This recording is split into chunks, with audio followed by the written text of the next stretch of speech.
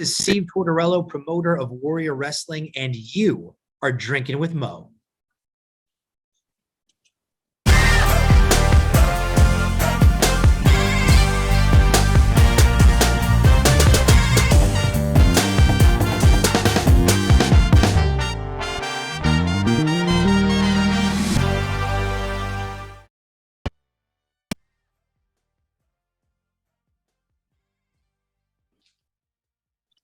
All right, everybody, welcome to Drinking with Mo's host Big Mo here. Be sure to like, subscribe on YouTube, leave reviews on the podcast because it really helps out. Today, I'm excited. I have with me again Steve from Warrior Wrestling. How are you doing? Mo, I am great, my friend. It is great to be back on the podcast. Great to see you and great to be approaching another wrestling show. Oh, yeah. It is. I was so excited to see that, after the little relatively short hiatus, you guys are back. There was a little bit of a hiccup there, but, as they always say, card is subject to change. Mm-hmm. And, I've heard a little bit of, some people tend to like to find just about anything to complain about. And a lot of people, I've seen some negative, but about the Lucha Brothers replacement opponent in Brian Cage and Gringo Loco. But to be honest, I think people are just sleeping on how good that match can be. I mean, Yes. Brian Cage, I actually talked with somebody else about this recently. I liken him in the same category that I put Bam Bam Bigelow. Big guys that are crazy freaking agile that you wouldn't think for a guy their size that they could move like that. Yeah. And then, Gringo Loco, his work speaks for himself. He was one of the other guys that I ran into at a Wrestling Revolver recently, and that bit of a scramble match they had for the Impact Wrestling X Division title that he was in. Holy crap! Yes. Yeah, I think you hit the nail on the head a minute ago when you said people are sleeping on it. There are a few people that know, like you do, what Cage can do, what Gringo can do. And a couple of people made some comments on social media when we posted that match. Oh my gosh, this is going to kill. And they are right, and you're right. As cool as it would have been to have Lucha Brothers and Briscoes, obviously with our friends at ROH and AEW, talking with them, we're not able to do it. But this match is going to be insane. I mean, it's going to be four guys who can absolutely go stealing the show 6 times over. Oh yeah, they're going to tear the house down. I am fully confident of that. Their original opponent in the Briscoes, they also have a very if I had to pick 2 matches that I'm excited about, this one, the Briscoes versus the Rascalz, is one of those 2 that I am super hyped about. Yeah, same here. Me and Eric and our whole team, we love tag wrestling. It's one of the reasons why we like the AEW product so much, because they do such great tag matches and trios matches. And that's one of the reasons why we originally talked about Lucha Brothers and Briscoe Brothers. But Briscoe's Rascalz is going to be unbelievable. The Rascalz have been a staple of Warrior Wrestling since Warrior 4, when they challenged Brian Cage. And Rascalz matches for a long time were one of the tent poles of every Warrior show. And then Dez and Zach went to WWE. Zach got released from WWE. Now he's back on the scene. And so with Zach and Myron representing the Rascalz here, again, another person that people might sleep on is Myron Reed. If you've watched any Warrior shows, Myron Reed and Casey Navarro from January in South Bend, Myron Reed and Dante Leon versus Lance Archer from St. Louis. I mean, you were there for that one. I saw you at that one. This guy can fly, he can flip, he can dash, he can dart. So between the incredible teamwork of the Briscoes, the incredible athleticism of Zachary Wentz, and the flying and speed of Myron Reed, this is going to be nuts. Oh, that one is going to tear the house down very much so, like we talked about with Lucha Brothers and Brian Cage and Gringo Loco. Like you, I'm also very, very big on tag team wrestling. I mean, going back to, we've talked about it before, guys like the Legion of Doom, the Dudley Boys, the Briscoes. I'm such a huge Briscoes fan, and I'm so, well, hopefully, they get that ROH deal going, but I'm excited to see them back on a national scale when that finally gets to that point. But yes, Briscoes, Rascalz, two amazing tag teams that they're definitely going to satisfy my tag team itch this weekend. Yes, absolutely. And you're going to get two incredible bangers of tag matches on this show. That alone, that could be the show, right? Like, what are you going to do to top that? Oh yeah, no, it would definitely be one of those matches where, you'd be sitting in the back and you're like, damn, I got to follow that. Yeah. But let's see. Next, speaking of the Rascalz, one guy in that team there, another guy that very synonymous with Warrior Wrestling, Trey Miguel versus Casey Navarro. Now, I'm hearing a lot more about Casey Navarro lately. Like, I was at work, I get to listen to some podcasts, during the workday, and was listening to one with Sean Ross Sapp, and he was talking about how he's got something, I believe, I heard him say he's going to be talking with Casey here soon. But, I got to see him in person at the St. Louis show. Ran into him again at Revolver, and I actually told him, hey, I remember running into you at the Warrior show in St. Louis. And he was like, the one against Mike Bennett there? I'm like, yep. And it's like that sweet dive that I did over. And like, yeah, that was right in front of me. Yeah, he you mentioned Sean Ross Sapp a moment ago. Sean actually reached out to us for had some questions about KC for a piece that he's working on. We were happy to share because, as you saw in that match with Bennett, KC is fire, man. KC can go. He is a star in every way, shape, and form. And we're proud to have him representing Warriors, the champ.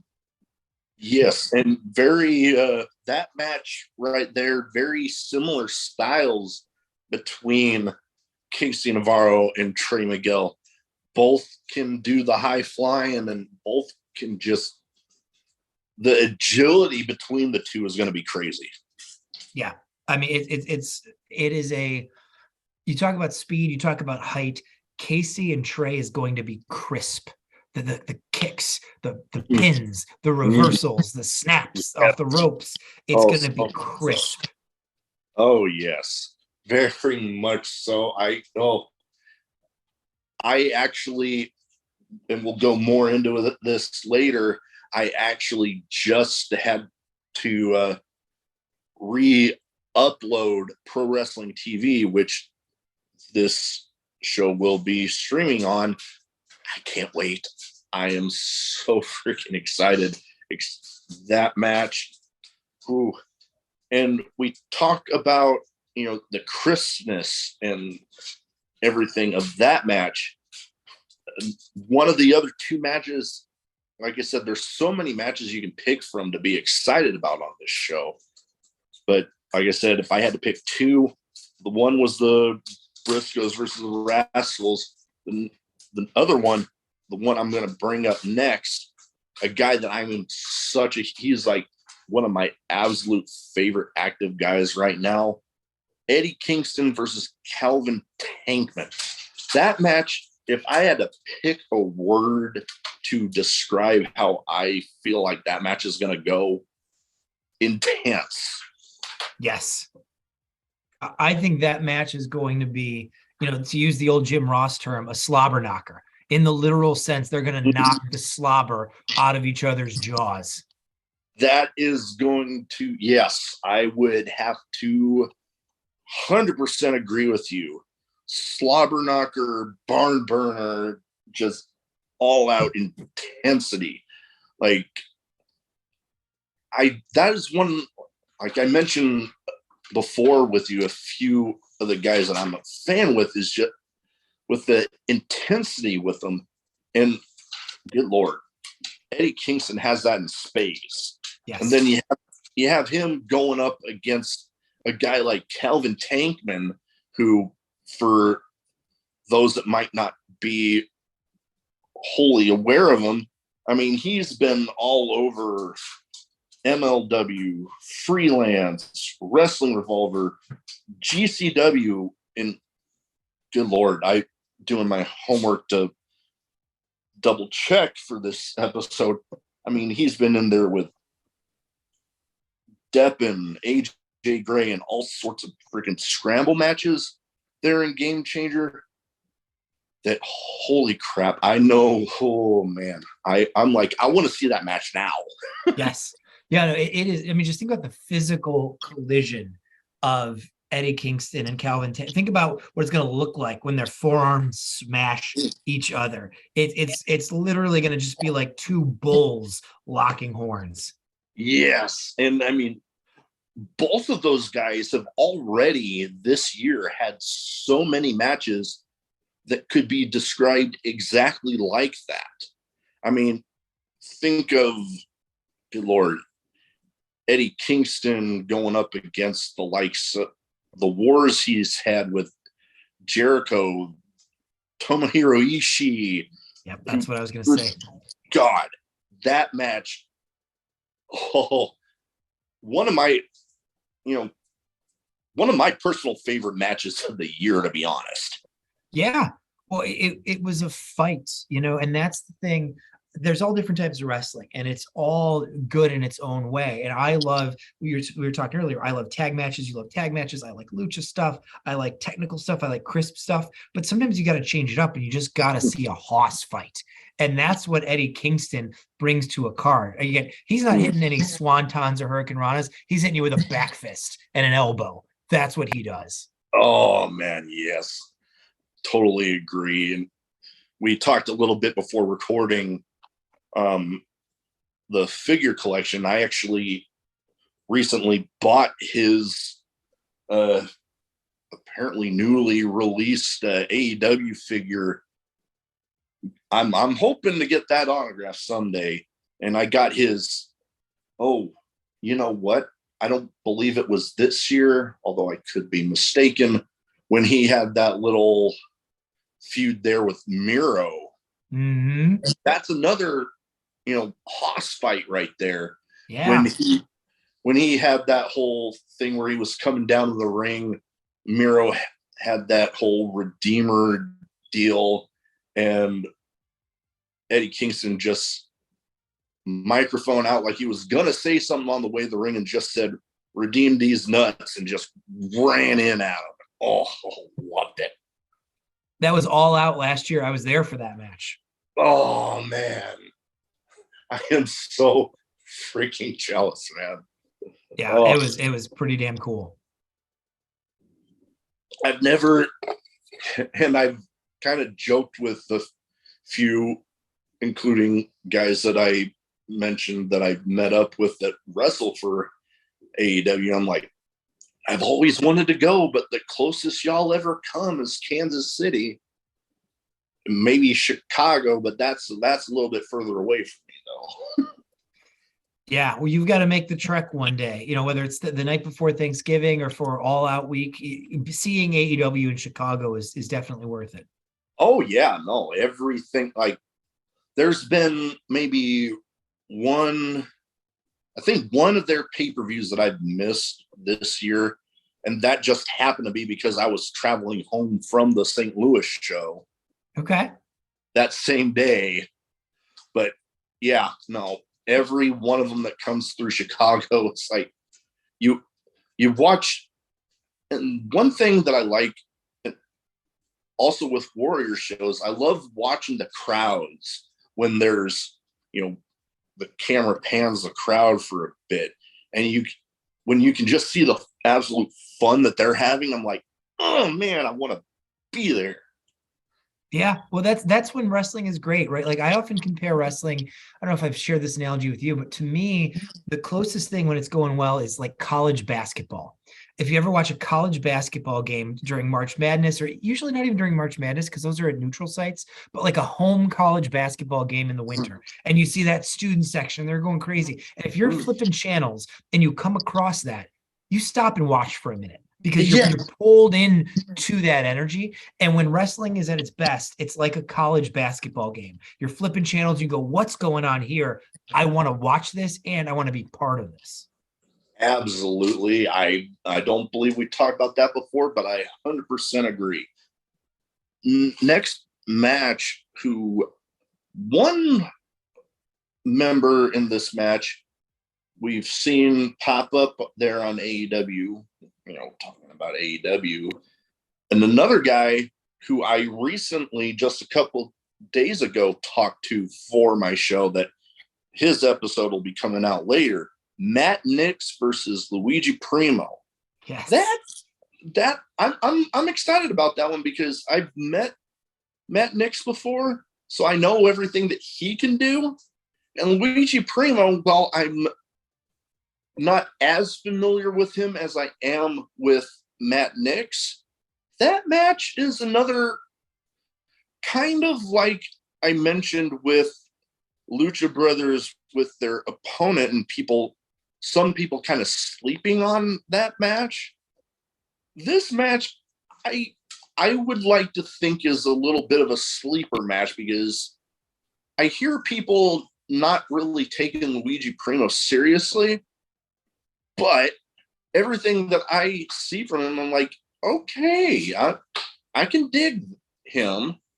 And then, like I said, I'm familiar with Matt Knicks, having met him once or twice before. And I mean, everything that he does there with freelance there in Chicago, it's like, ooh, that one's going to be a good one.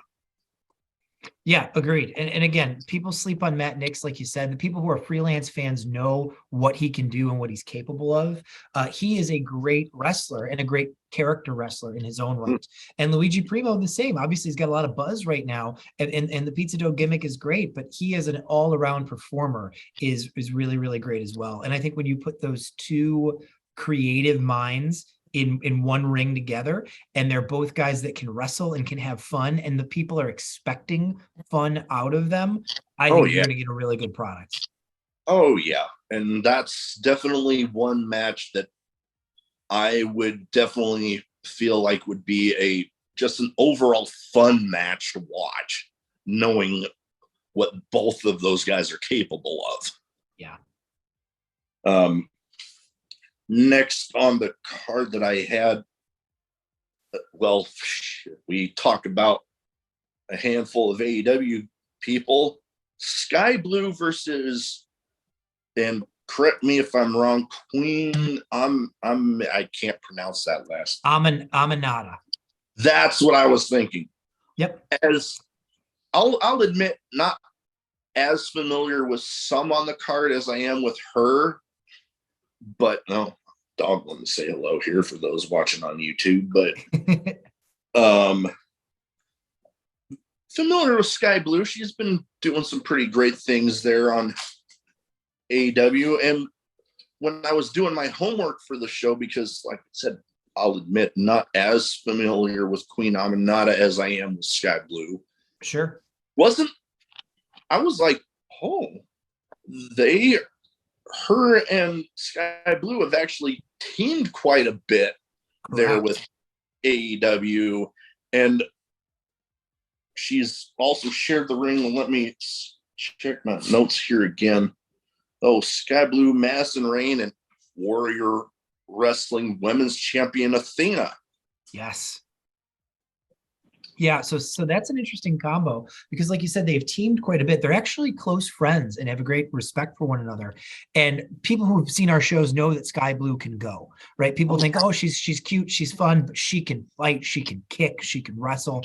And Aminata pulls no punches. She is a stiff worker. And so this is not going to be a lot of headlocks and a lot of flying around. This is going to be knees and elbows and super kicks and strikes and pin combinations. And we think it's going to be a really good showcase of excellent athletic women's wrestling. So we're really, really excited for it. And I know they are both excited as well. Here's a couple of behind the curtains facts. Sunday's actually Sky's birthday. Oh. And Sky wasn't sure she was going to be able to do the show because she has a birthday plans with her family. But when we talked about the match being Aminata, she moved her birthday party around so that she could wrestle Queen Aminata. That's how excited she was to get in the ring with her. Oh, wow. That's awesome. And I mean, you know, they often with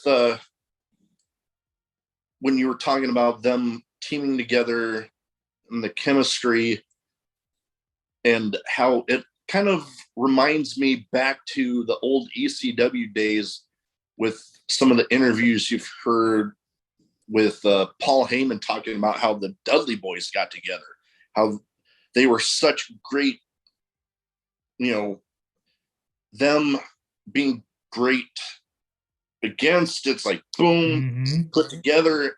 And I mean, hard to argue with the success that they had and how, you know, two great opponents making the great chemistry that's been demonstrated on and on and on. I mean, they're in ECW. I mean, Dudley Boys, the Public Enemy, that was another one where it's like they had the run in other places against each other, put them together, and bam, successful tag team. And, you know, this kind of the opposite, you know, they've been teaming together that now you put them back and put them against each other. Often you see a lot of tag teams that have, you know, when they break up in that initial feud together and boom, they have some banger matches. Yeah, and I think that happens because they know each other so well. When you get two people who have been working side by side for so long, they see each other's work and their movement in the ring. They see how each other progresses. And so when it comes time to face off with one another, that makes for a really interesting match because they know each other so well, just as performers. And so it's not like two cold performers playing together. You know, I'll use the example of it's like a basketball team or a hockey team. When people play with somebody, you get to learn their moves, their motion. You know when this guy tends to make a cut. So if I pass it here, I think he'll be there at the right time because I know how he moves. I know how he works. And think about that in wrestling too. You get two people who work as a team for so long, literally standing on the apron, watching the other person work, tagging with them in and out, and then you face off with them. You know how they work. And that I think makes for really fluid, really exciting singles matches. Definitely. And I was just thinking about this. I'm going to correct myself. When I mentioned the Dudley Boys originally, the story I told was actually from an interview with Paul Heyman talking about how the Public Enemy formed. Oh, because okay. I'm like partway through, and then partway through what you were just saying there, I'm like, oh, wait, yep, I remember now. I didn't want somebody coming in the comments being like, oh, he said the Dudley Boys when they were talking about that. I'm like, okay, I caught it myself, so I'm getting ahead of it. There you go. Next match that I am gonna go over here with you and is I'm familiar with more so JJ Garrett, but he is going up against Storm Grayson, which I'm familiar with him, especially after looking back at some of the matches he's had, which one of them, I was surprised I didn't remember him being on WWE going up against Veer Mahan, but I won't count that one against him. I wasn't that big of a fan of Veer Mahan, but I won't take that against him. Maybe count against him that he's going to have Frank the Clown in his corner. But, I mean, that's a whole nother story. Yeah, you got to hold that against him. That's a terrible decision on his part. But yeah, I think I think what's interesting here is this is a tale of two guys who are really out to prove their place in the next generation of wrestling stars. JJ Garrett reminds a lot of people of Rick Steiner, the singlet and the mullet. He wrestles a little bit like a combo of both of the Steiners, and also like a little bit like an Owen Hart, the way he moves, the way he hits suplexes, the way he reverses stuff. So JJ is really impressive. He's been on our radar for a long time, and Storm is absolutely a star in the making. I think that's why that Leech, Frank the Clown, has attached himself to Storm, because Storm he's got the strength, he's got the speed, he's got the look, he's got the charisma, and this is two guys who are looking to make their place for years to come, and it's going to be interesting to see them face off against each other and see what they can do. Oh yeah, I've been very familiar with JJ Garrett, having him come through Omaha quite a bit, and I remember after looking through and seeing some of the matches that Storm Grayson has had going up against the likes of former guest of mine, Jake Christ, on Warrior Show. Alex Zane, another amazing talent. And I mean, he's been all over. We just talked about Matt Knicks and his promotion Freelance. He's been all over there. Yep. In AEW, CZW, like that dude, I joke about him and taking it against him that he's having Frank the Clown in his corner, only because it's like, you know what, the resume that he has, he can stand on his own. He don't need that little twerp in his corner. Agreed. Yeah, and sometimes young people make dumb decisions to do what they think to get ahead, and they make some shady alliances, and I think that's what happened in this case. Yeah, I would have to agree. It's just a shame such talent having to get wasted on a trash bag of a manager. Agreed. Oh man, I remember sitting there at the Fan Fest in St. Louis, and good Lord, the way he saw Athena come in, and the scream and him running off, it was hilarious. Yeah, no, that was the saga between Frank and Athena was really, really cool for us to see unfold over the course of South Bend, St. Louis, Grand Rapids. And I don't know if we're quite done with that yet. We haven't seen Athena since Grand Rapids. So when she returns, we'll see if she's back at it against Frank. Oh, I would look forward to seeing that. I do remember certain Frank the Clown there escaping, getting a face full of cake. Yes, sir. And his and I feel bad for not remembering the name of Trevor, the guy. his little lackey, Trevor Outlaw. Trevor Outlaw, who another guy on the card, Matt Knicks, is going to be facing in his promotion soon. But yeah, Trevor Outlaw getting the face full of cake and reminding me of my wedding when we got to the cake cutting part, and my wife telling me, you shove this cake in my face, I'll effing beat you. And then she shoves it in my face, and I had cake up my nose. And yeah, cake can be aggressive. Yeah, cake can be aggressive. Yeah. And although hella entertaining for a food fight, though, that's true. That's true. Bit messy, but it can be entertaining. Next one. Let's see. I have Sam.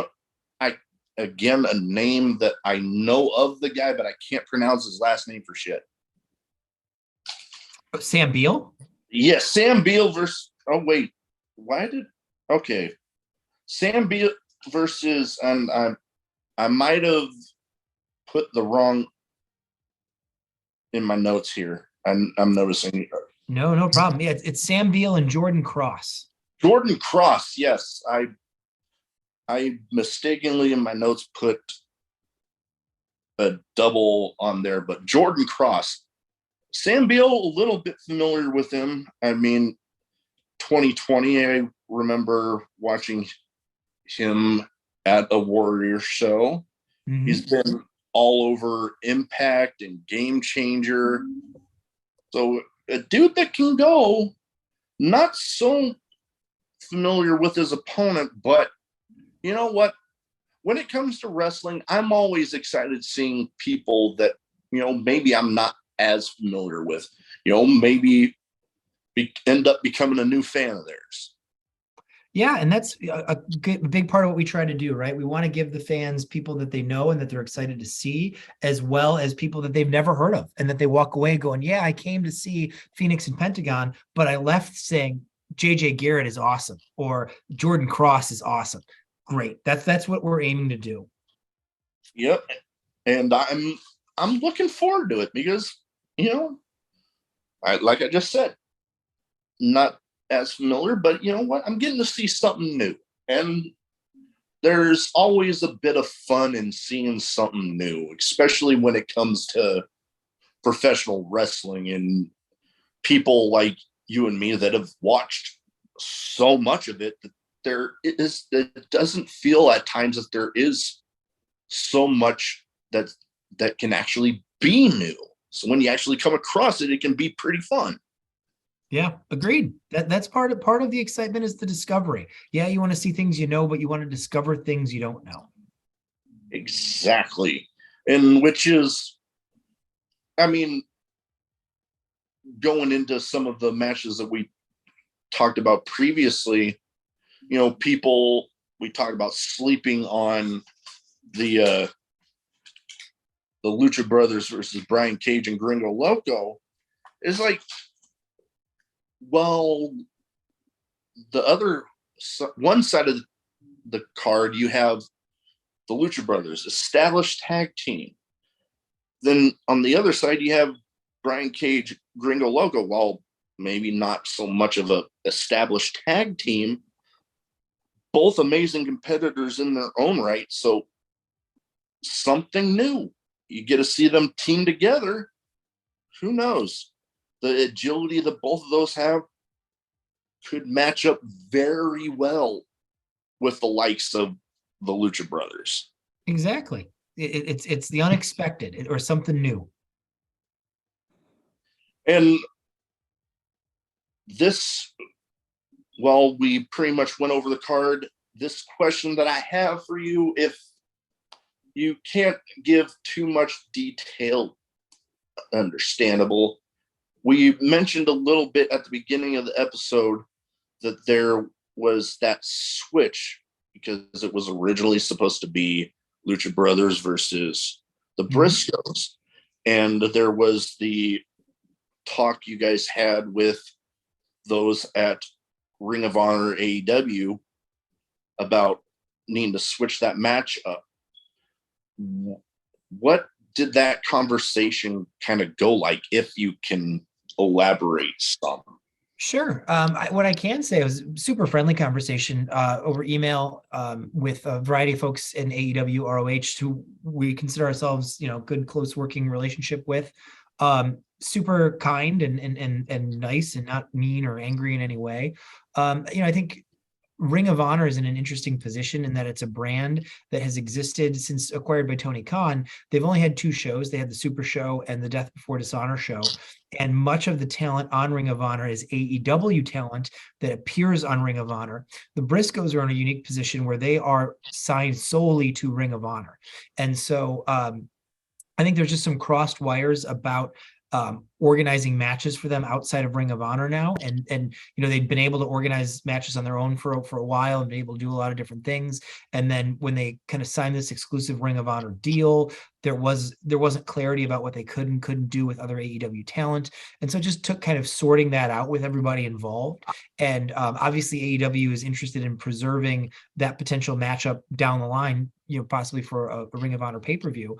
And so they had requested that we don't do the match, and had offered to send Eddie Kingston our way as a make good to us and our fans, which I thought was really great and generous of them. So it was all around. It was a polite and friendly conversation, and we like working with them. Definitely, you guys have loads of AEW talent come on your shows. Like we talked about St. Louis, you had Lance Archer, you had Brian Cage, who was, those that have watched the show or maybe not so familiar, was actually a replacement on that show. Mm-hmm.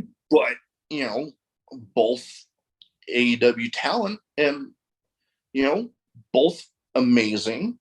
And you go, and it's not like with the talks you had with those there at AEW and ROH, that it's not like they said that you guys couldn't have either of them at all. You're still having both teams on the card, just had to switch it up a little bit. And they even offer you a pretty sweet little deal as a little, I guess, thank you for understanding them and getting Eddie Kingston in his amazing match there with Calvin Tankman. Yeah, I think at the end of the day, our fans are going to get two amazing tag matches instead of one, and they're going to get Eddie Kingston on the show. At the end of the day, it turns out to be a win-win for everybody. Oh, I totally agree. And while that is about all I have as far as the show goes, want to give you a chance to plug, the social medias and where people can find the show, which I kind of already mentioned a little bit, but we'll have this particular episode of my show out. I'm anticipating, unless there's any complications with uploading, should be out tomorrow, because I don't anticipate editing being that hard. Where can people find this particular show and go about getting their eyes on it? Well, we are switching this time to trying something a little different. We're on Pro Wrestling TV. And so Pro Wrestling TV, you can go to prowrestlingtv.live on the web, or they have an app, or they're available on Roku, Samsung, Plex, etc. Any way you want to watch it. Same $19.99 our shows have always been. And this is the beginning, hopefully, of a beautiful partnership with us and Pro Wrestling TV, who's becoming a hub for specific indie wrestling content, as well as AAA and some other promotions around the world. So we're really excited to be working with them. You can get tickets at warriorwrestling.net. And follow us on all of our socials at Warrior Wrestling, no vowels in wrestling, WRSTLNG, at Warrior Wrestling on Twitter and Instagram. And highly encourage anybody who's listening, if they've not checked out a Warrior show before, please give us a try. We promise to bring you a whole variety of different types of action and to deliver the best that you can deliver in indie wrestling in 2022. I also myself highly encourage anybody that listens or watches this on YouTube, you're gonna want to check it out. They got Warrior Wrestling, they got a little bit of something for everybody.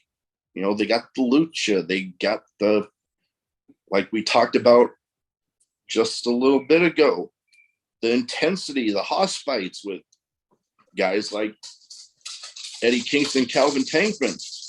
You got amazing tag matches.